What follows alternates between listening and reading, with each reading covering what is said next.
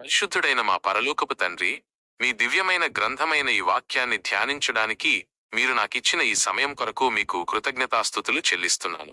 ప్రభువా, నేను మీ సన్నిధిలో కూర్చుని ఉన్నాను.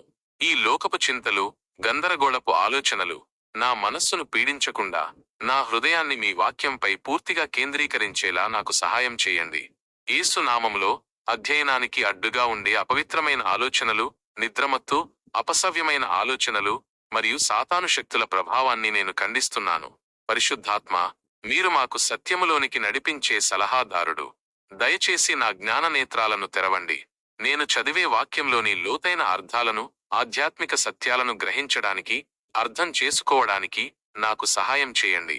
నా హృదయం మట్టిలా ఉంది. మీ వాక్యాన్ని విత్తనంగా నా హృదయంలో నాటండి. అది 100 రెట్లు ఫలితాన్ని ఇవ్వడానికి సిద్ధంగా ఉండేలా నా హృదయాన్ని మృదువుగా చేయండి. కేవలం చదివి మరచిపోయేదానిగా కాకుండా ఈ వాక్యం నా హృదయంలో స్థిరపడి నా జీవితాన్ని మార్చి ఆచరణలో పెట్టడానికి శక్తినివ్వండి. ఈ వాక్యం ద్వారా నేను మిమ్మల్ని మరింత స్పష్టంగా తెలుసుకోవాలి, మీ చిత్తాన్ని గ్రహించాలి. నాకు జ్ఞానం, వివేకం మరియు పరిశుద్ధత దయచేయండి.